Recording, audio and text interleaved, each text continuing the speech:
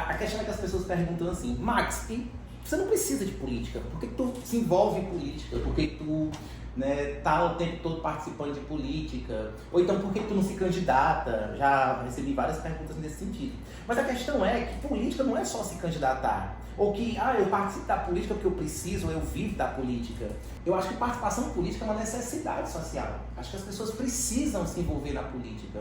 Eu até me preocupo bastante com esse fenômeno que tem surgido e que eu tenho percebido, que é a falta de apatia das pessoas em relação aos acontecimentos políticos. Você não vê as pessoas pararem para discutir, para procurar entender o que está acontecendo no entorno delas. E isso é grave, não só em âmbito nacional. Quando você não se preocupa, por exemplo, o que está acontecendo no Rio de Janeiro hoje, a questão das milícias, tudo isso tem um fator político por trás disso. A minha vida, quando eu chego no hospital e eu tenho um atendimento médico de qualidade ou não, isso é política. Quando eu tenho acesso a um benefício social, a um programa social, a um programa de fomento ao desenvolvimento da juventude, como o AGE, que é o Agente Jovem Ambiental, tudo isso são políticas e são direitos, são conquistas que chegam até a população por meio de movimentos políticos. Se não fossem ações políticas organizadas, nós não teríamos isso. Então me preocupa bastante ver as pessoas não quererem participar, ou então dizerem, só pode fazer política quem tem dinheiro, só se elege quem tem dinheiro. Sem dinheiro não adianta entrar na política, óbvio, dinheiro é importante para qualquer campanha, ninguém se elege mesmo sem dinheiro, uma campanha demanda. É manutenção, né? Da manutenção da estrutura de uma campanha, isso é óbvio, né? Não dá para ser ingênuo de pensar, eu sou filiado a um partido, eu tenho uma história já com um partido que é o Cidadania, eu não sou ingênuo de pensar que a Cidadania bancaria uma campanha, isso é muito sonho, tá? Para além da nossa realidade. Mas o que nós não podemos é deixar de participar porque é difícil, ou porque exige um mínimo de dinheiro. Exige dinheiro sim, mas você tem que ter parceria, você tem que... né? E mesmo quando você não é candidato, você é um agente político, votando, defendendo. E o que eu mais sinto falta nas pessoas hoje é essa dificuldade que as pessoas têm, ou essa ausência de desejo de discutir o que está acontecendo. Se você não discute, quem está no poder se perpetua, e a perpetuação do poder não é uma coisa boa para ninguém. Quando eu falo de perpetuação do poder, é a manutenção de grupos hegemônicos no poder durante muito tempo. Eu votei em Lula em 2022, isso não é segredo para ninguém que eu votei no Lula. Mas não votei no Lula achando que o Lula seria a salvação da lavoura, ou que o Lula poderia salvar o Brasil, ser o grande redentor. Eu votei no Lula porque, ao meu ver, era quem mais se aproximava do projeto que eu imagino para o Brasil. Assim como todas as minhas escolhas no município, para vereador, para prefeito, são desse jeito, não existe um candidato perfeito. E ninguém pode estar pensando nisso. Política se faz porque o meu candidato é o melhor, porque o meu... Não, o meu candidato tem condições mínimas para chegar perto do que eu sonho. Então não dá para endeusar político, né? E não dá para fugir, então só quem faz política são os poderosos. Os poderosos fazem política porque as pessoas se omitem de participar da política. Mas todos nós, as pessoas tendem a ridicularizar quando alguém mais simples, mais humilde quer fazer discussão política. Historicamente, eu observo isso, eu tenho observado as pessoas meio que marginalizarem, invisibilizarem aqueles que desejam, né, de alguma forma, participar da política e não ter esse aparato financeiro que a grande maioria dos políticos tem. Então assim, não dá para ser utópico, sonhador e dizer, todo mundo no Brasil consegue fazer política se candidatando, se elegendo e dar acesso a mandato eletivo. Isso é sonho. Existe um domínio hegemônico, existe um domínio da classe financeiramente privilegiada na política. Mas isso não quer dizer que nós, pessoas que não temos esse acesso, não temos esse poderio financeiro, não possamos fazer política. Por que não? Então assim, quando você está no partido político, quando você levanta uma bandeira, quando você questiona o acesso a um serviço básico, a um direito simples, isso é fazer política. O que nós não podemos, e eu bato nessa tecla de forma reiterada, veemente, é que nós não podemos nos omitir, deixar que, porque é assim mesmo, nada é assim mesmo.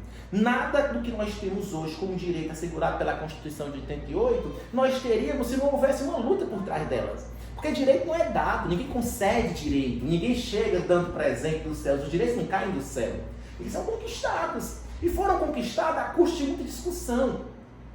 Então, se eu pudesse dizer para a juventude de hoje, para os cidadãos de hoje, debatam política, converse com seu... Questionem e olhem. Assim, é muito importante ter esse sentimento de representatividade. Olhe para a Câmara de Vereadores do seu município. São 13. Quem lá lhe representa? Quem lá você olha e sente orgulho de ter participado, de ter votado? A maioria das pessoas não sabe que o estado do Ceará possui 46 deputados estaduais, que a Assembleia Legislativa possui 46 deputados estaduais. A maioria das pessoas não sabe quem está lá. Pergunte à maioria das pessoas quantos deputados federais o estado do Ceará elege. São 22, mas a grande maioria das pessoas não sabe nem quem são essas pessoas, que são pessoas... Pergunte quem as pessoas votaram em 2022 para deputado federal, deputado estadual, que muitas delas não se lembrarão. E aí, quando a gente faz isso, já tão entranhado, que é um hábito entranhado nas nossas vivências sociais, nós deixamos nas mãos dos outros o poder de decidir sobre a gente. E aí, quando chega um deputado federal que eu penso que não impacta a minha vida de jeito nenhum, e chega um deputado federal que vai lá em cima e vota contra o piso da enfermagem, por exemplo, implica na qualidade da saúde pública ofertada aqui no meu município.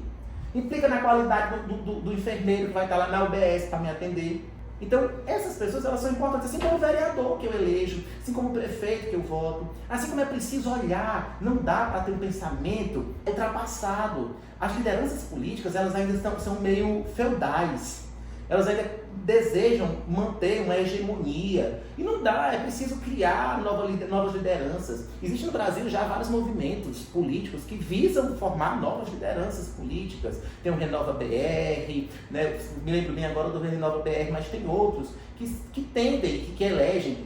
A Tabata Amaral, que é deputada pelo PSB de São Paulo e se diz candidata a prefeita de São Paulo, é fruto desses movimentos, porque o Brasil carece. Nós votamos no Lula, e não me arrependo, pelo menos até o presente momento, porque era, a meu ver, a opção contra a barbárie, mas nós votamos no Lula porque não tinha. Ninguém se apresentou com viabilidade política para se contrapor ao que nós tínhamos. Então existe um apagão de lideranças políticas na Pedra Branca, no Ceará, no Brasil. É preciso que se construa novas lideranças. E eu tenho olhado com muita atenção para isso, para quem está ao meu entorno que pode ser essas lideranças. Eu quero sair da minha atuação, do lugar que eu ocupo socialmente, e eu quero deixar legados, eu quero deixar pessoas que possam fazer melhor do que eu, me substituir. E eu gostaria que, à minha época, as pessoas também pensassem assim. E ainda sou bastante jovem, mas eu não me desiludi com a política e nem quero me desiludir. Eu quero continuar fazendo política, eu quero continuar indo na casa das pessoas, eu quero fazer política como eu fiz a primeira vez, em 2004, quando eu tinha 16 anos, e eu fui de porta em porta, eu fui na casa das pessoas, apresentando, levando o nome do candidato que eu defendia, e eu acreditava de verdade naquele candidato. E eu não quero deixar essa chama morrer. Óbvio que eu não acalento, mas os sonhos, as ilusões que eu acalentava à época. A política, ela é uma máquina de moer sonhos. E ela vai moendo, você vai se decepcionando, mas eu não vou desistir da política, porque sem política, se com a política é difícil conseguir o que nós temos, sem política você não consegue nada. E você passa a ser mais um, governado por pessoas que você sequer se deu o direito de escolher, ou escolheu de qualquer forma, ou trocou esse direito de escolher. Isso é o que me incomoda, é de saber que se eu não participar, ainda que eu não seja vitorioso, se eu não participar, outros estarão fazendo isso por mim, ocupando os lugares que eu posso ocupar. E que todos podem, né? Que você pode, que quem está aqui, quem deseja. O grande X da questão referente à política é a inquietação. Temos que ser inquietos, insatisfeitos. Guimarães Rosa diz isso, que o animal satisfeito dorme. E é um perigo para o animal, né, na floresta dormir, porque tem predadores. Então você tem que estar insatisfeito sempre. Porque se você estiver satisfeito, você é presa fácil. E o que não falta são predadores no nosso sistema social. Gente que quer te engolir, te devorar. E nessa cadeia alimentar, que é a sociedade, você precisa estar sempre à espreita, insatisfeito, para não cochilar. Porque senão outros ocuparão os seus lugares, decidirão por você, decidirão as suas vontades, as suas necessidades, e não farão isso pensando em você, mas pensando em interesses que geralmente são escusos. Então nós temos que participar da política, sim. Nós temos que ser seres políticos, agentes políticos, candidatando-se, votando, escolhendo e, acima de tudo, debatendo. Política se faz com debate de ideias. O Monteiro Lobato diz que um país se faz com homens e com livros. E a política se faz com homens e ideias. Não dá para deixar a política de lado.